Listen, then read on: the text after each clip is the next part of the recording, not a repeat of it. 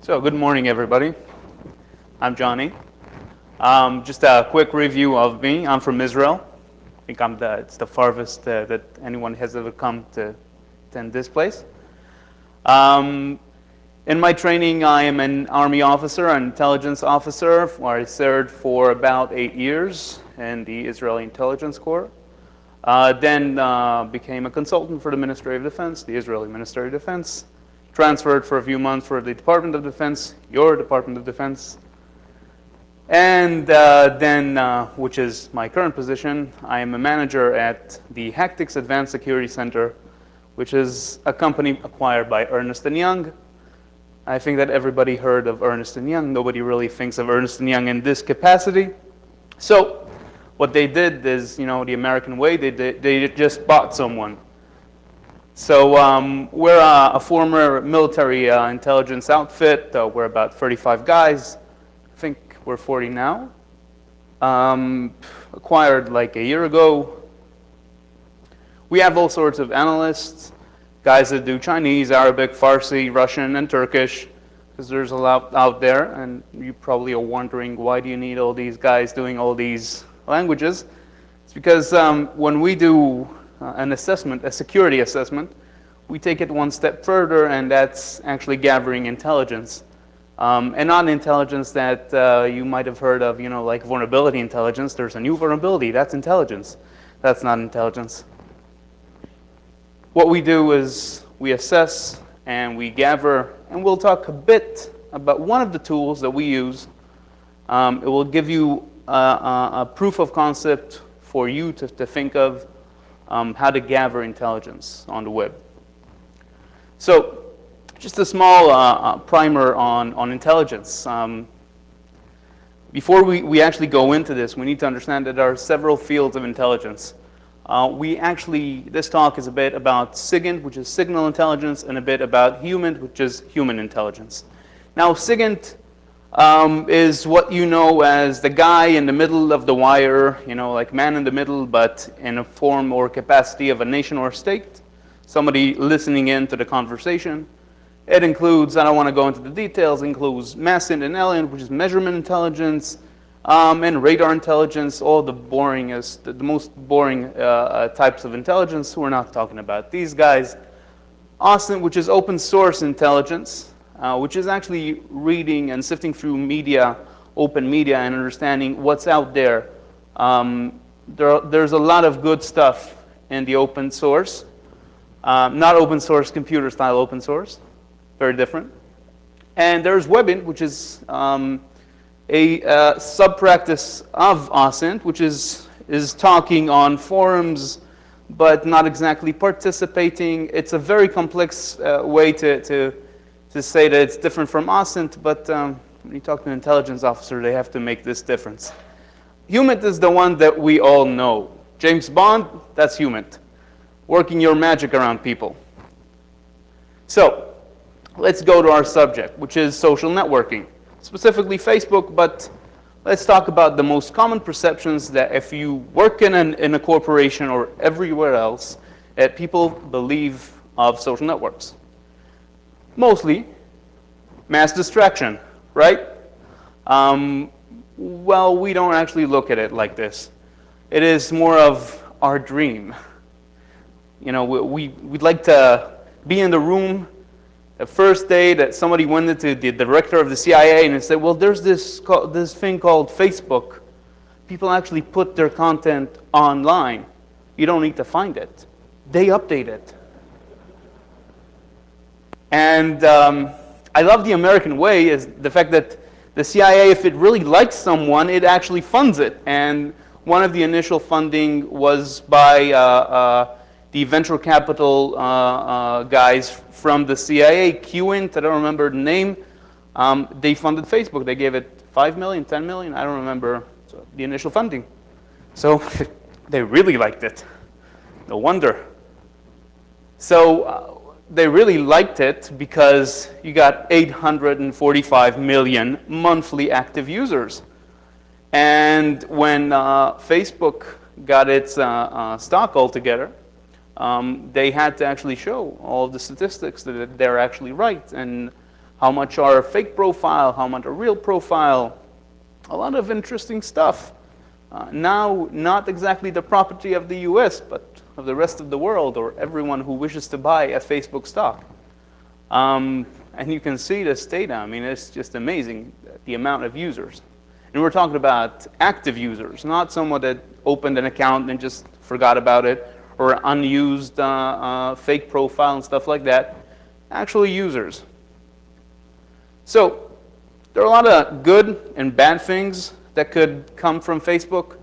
A very well-known example is, what's it called, the Arab Spring, and all sorts of venues that have happened afterwards, which is the Syrian Revolution, in which using social networks, a lot of places that are ruled by dictatorship were able to assemble, and the rebels were able to communicate using social networks, and actually one voice could be heard over thousands and millions. You guys probably know this, more of the American way of using it, Invisible Children, the CONI 2012, which is also a good way of using Facebook. But of course, we're going to hop over to China, because we need to talk about bad things. And we have a very malicious, I wouldn't say very malicious, but a malicious usage of Facebook, a very well-known one, okay? That China is suspected of actually setting up a fake profile of one of the head operatives in NATO, and actually friending all sorts of NATO officials. And you know, your boss wants to friend you on Facebook, you're going to say no. And they said yes, and of course it was a fake profile. They did not suspect it at the beginning, and they got a lot of open source intelligence on these specific NATO officials. And the funny thing is, these were the guys from NATO that are in charge of cyber. There's, yeah, in Estonia, in Tallinn, they have the CCDOE. I don't remember, a lot of initials. It's about cyber, okay? It was after the DDoS attack, the alleged Russian DDoS attack on Tallinn. They opened a center there, and well, everybody could fall for it. One of the major things is the transition towards Facebook when it comes to jihadist activists. Jihadist activists, or jihadist terrorists, or terrorists that do their activities in the name of God. We're not going to say that specific name of God because it has given rise to a lot of problems during these last days. We can see a transition towards social networking. They gather here and they actually tell you what is the specific target that they're after. It's most common for DDoS attacks. As much as it's not, you know, a very threatful attack vector, it's still something that causes disruption of business. So the real question is, does anyone care? I mean, this is a growing field, and you have a lot of ability to do good or bad. So does anyone think of this? I mean, besides the CIA? So apparently the FBI are very interested in social media, as you might think. And they actually wanted to ask someone to develop a tool for them. So they actually went and did a tender, an online tender, and they asked people to give them, you know, an RFI and ask them, could we develop this tool? And it's all about social media. Of course, well, they kind of missed it because they have kind of high hopes for this tool. They actually want to be able to have a worldwide terror data and a U.S. domestic terror data and a U.S. embassies and consulates and mission. Well, this is not exactly what you want out of Facebook. I mean, that's very nice, but it's like getting world domination by Facebook. It doesn't happen by day and not by a tool.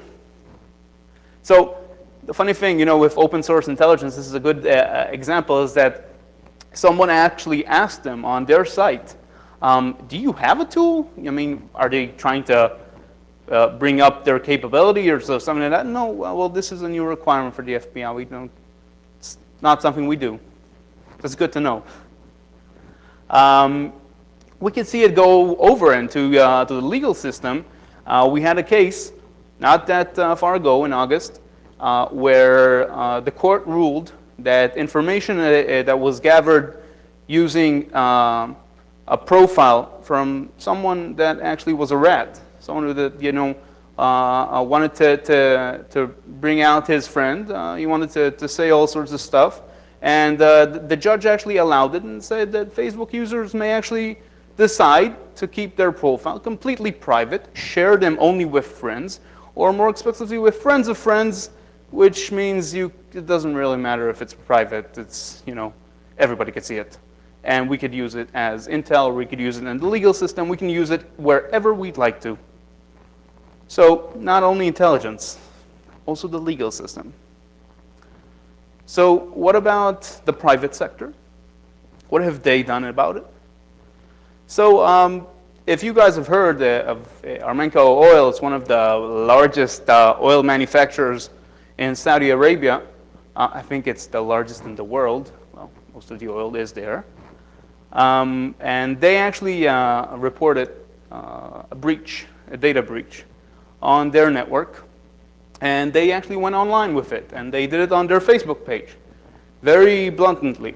They said, well, that's what happened. And, well, not, very vaguely. They later discussed more details, but very vaguely, but it was online. See a lot of people liking it. This is a really funny hit. So once they've published it, I mean, it's out there on Facebook. You know what happens? Their employees start commenting, and you get all sorts of weird stuff. That, I mean, is that why my mail doesn't work? And it's kind of a funny way to get get your acknowledgement on the attack. Did it work? Their mail system doesn't work. Okay, so it's related. And we have all sorts of comments and people giving IPs within the network because the guy that published it was the network administrator. So there was the way to contact him. Instead of just dialing, they went online, and it was private. It was private data that went on to the public. Cool. So we have a lot of things that people say about their corporations, and people don't really understand that this is private data, and they don't really understand the problems that they actually cause once they give out private information of an organization. It really helps an attacker understand what is it that you have within your organization. I mean, we have Lotus Notes as well. Okay, I don't go publishing it. So basically, it all comes to the basic assumption. I mean, you do not have a patch for human stupidity. These are Russian guys. Yeah, really. I have in Israel, we got about 1 million Russian immigrants, and there's a huge Russian community. And the guy that I have a good friend, Russian of course, and he said, well, these are Russian guys. And I said, well, how do you spot it? You see the beer right next to that one? This is Kinep. This is a good beer. Only Russians drink it. It's really shitty beer. And of course, this is only a Russian contraption. So, a bit about hype. We're talking about APT. I hate using the word, so we have about 2 slides on APT, which is Advanced Persistent Threat. All sorts of buzz on what it does, and the fact that they have used all sorts of advanced gathering intelligence methods. Yeah, a bit of crap.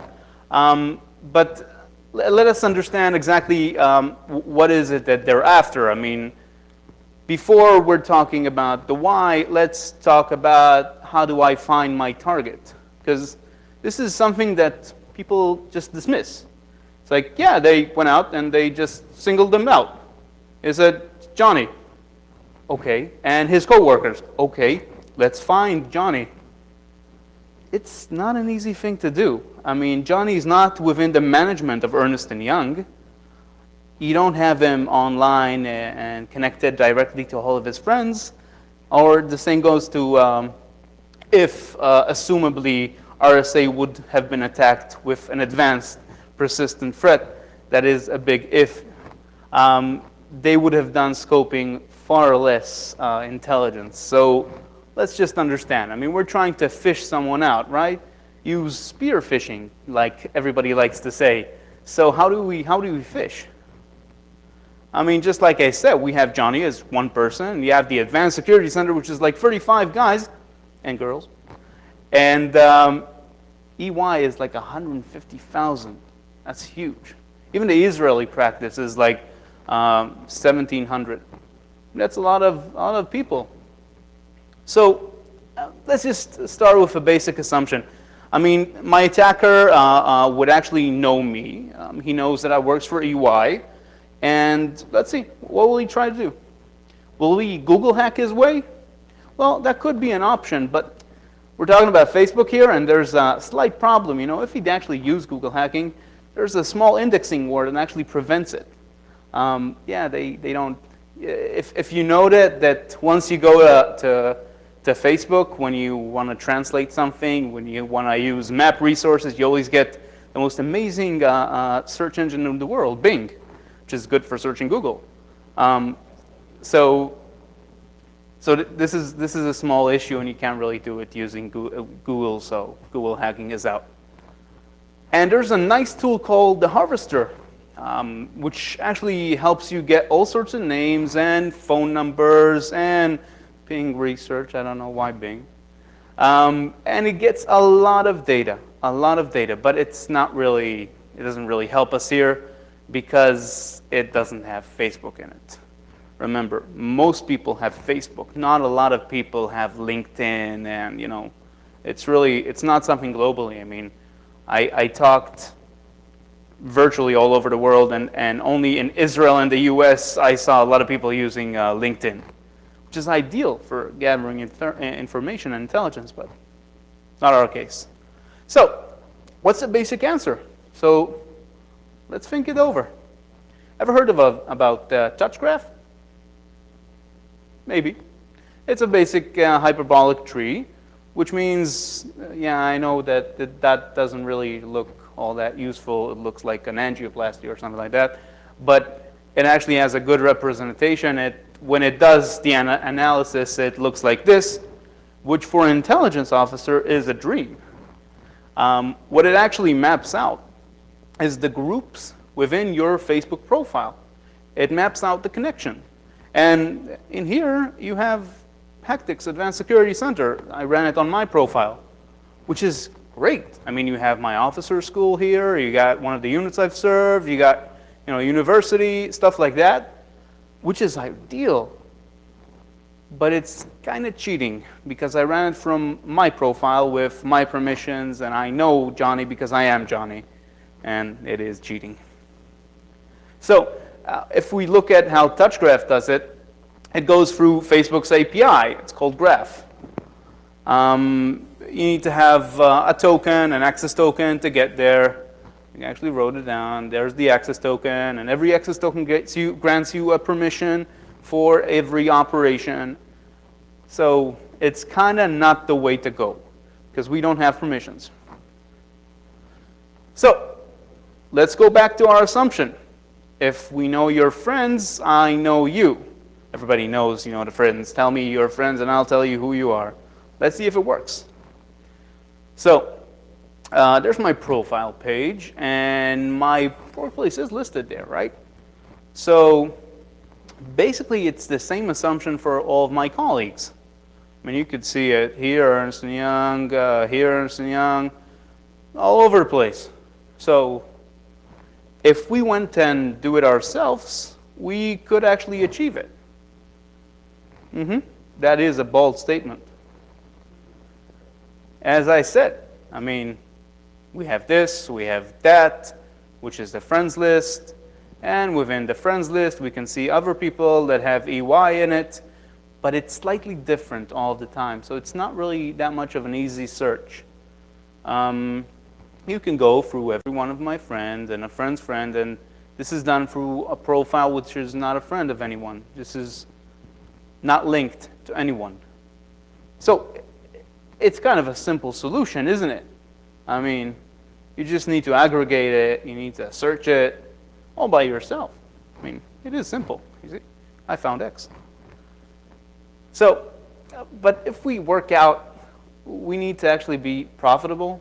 We need to make it in real time. And if I have 400 friends and above, and the next guy has it, and the next guy has it, it takes a long time, a long time, about 1,300 hours, and that's just looking over the profile and marking it. So it's not really the solution. But let's think of it. This is me. Very good depiction of me. And I have a friend called Alon, and he has a friend called Ofer. I know Alon. Alon knows Ofer.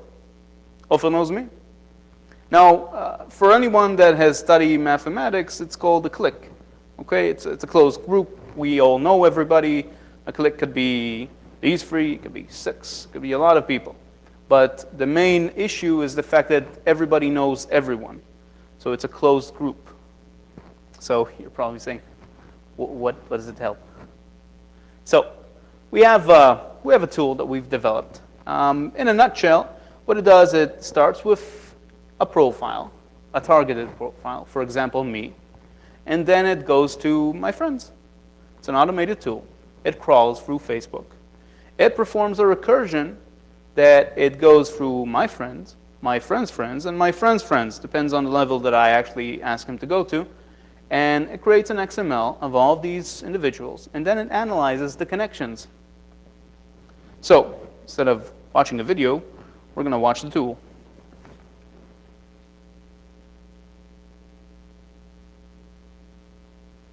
So this is, this is not a masterpiece of a tool. It's just for a proof of concept. This is a profile. The tool is this one. It looks like a browser because it's based on a browser, of course. Because you remember what we said, that if we use Facebook API, Facebook will shut us down. After free trials, free crawling, they will either give us a CAPTCHA or just deny us access. But this is me, or the fake me, Liat Hermon, which is a fake profile, a woman, no doubt. She has no friends, only 2 friends that are not really related to me. And specifically, what I do is I go and try to find me.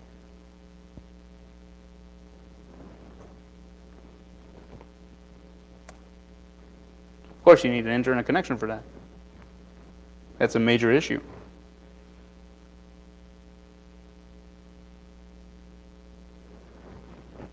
As we're waiting,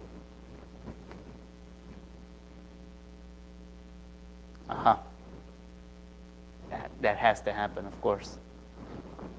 So, let us see. Why does it?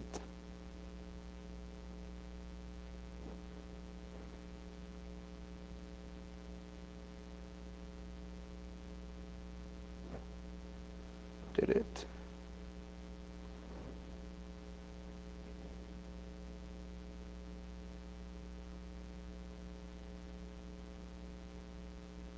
No, we don't. So we're going to watch a video. Yeah. Always have a second plan.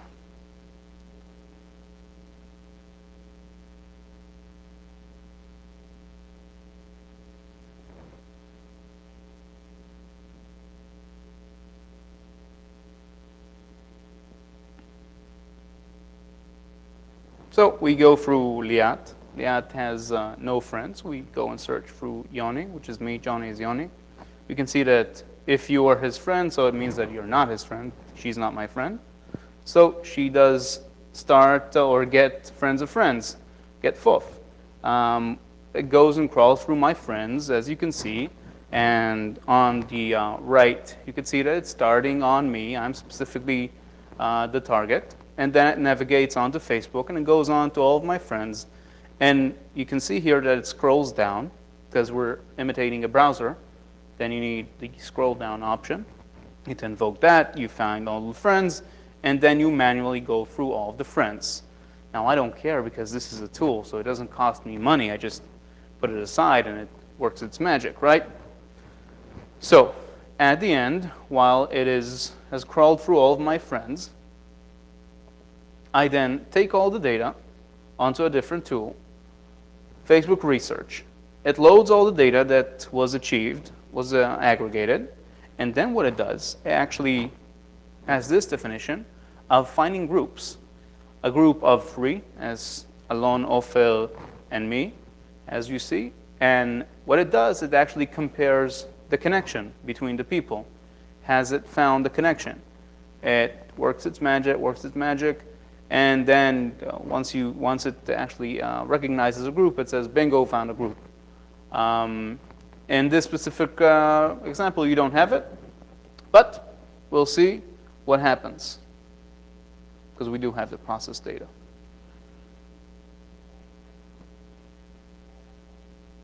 At the end, we have a graph that looks like this. You're probably wondering, I mean, that's not, touch graph. Of course, that's not touch graph. But this is information achieved from someone which is not your friend, but is a friend of a friend, okay? And not a friend. I mean, just someone that crawled through Facebook, an unauthorized profile that has indexed all of your friends, because it started from Yoni. You can see that it has all of my friends. We'll take the graph to load a bit.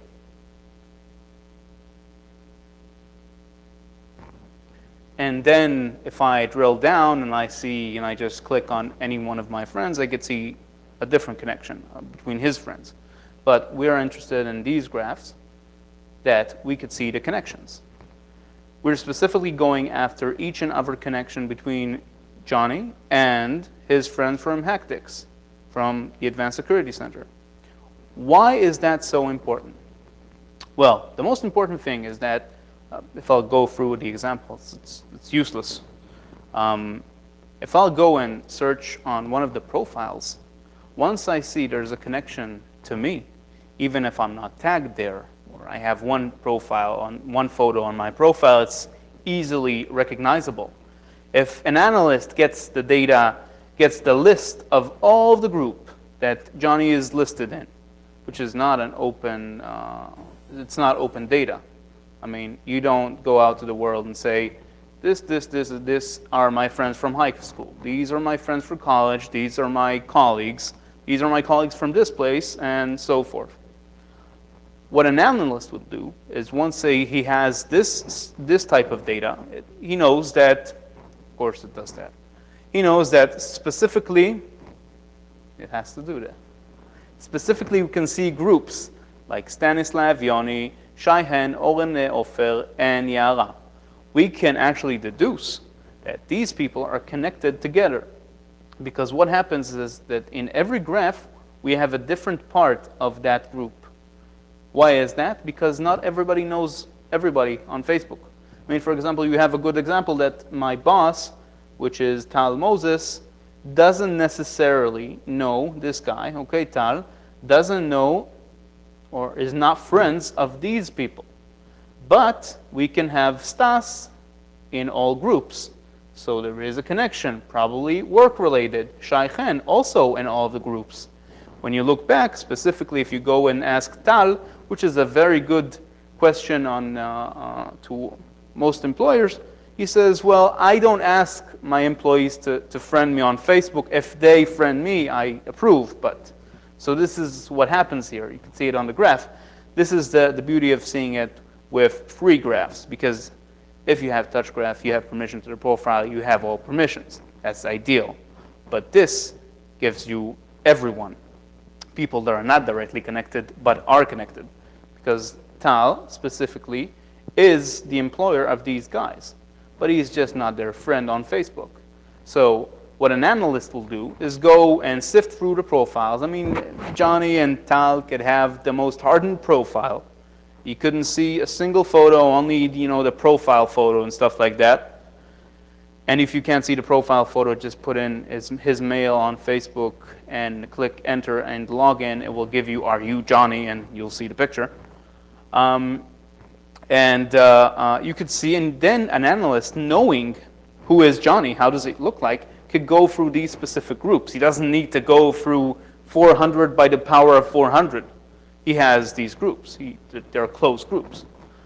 This is only a demonstration of close number, but we can get up to 10 individuals in a single group. So if you have this, you could see 30 people, almost 30 people, on this specific graph, all depending on the actual connections between these individuals. And this is all open to the public. I mean, I don't need to be a friend of someone. There are the tools that, you know, if you're a friend of a friend, then you could do something. Liat is not my friend, nor is she a friend of any of my friends.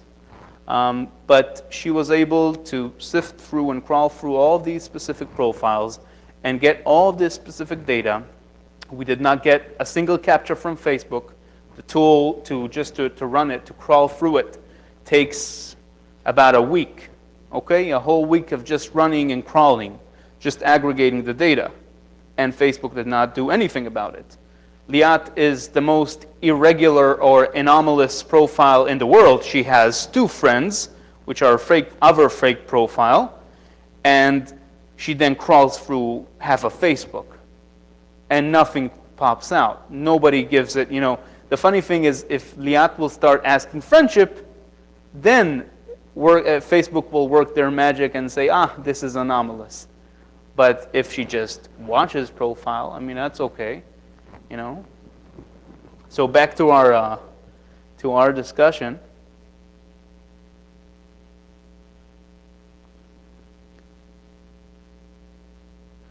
I'm not saying at the end. I'm not saying not to use Facebook. Okay, this is a blunt statement.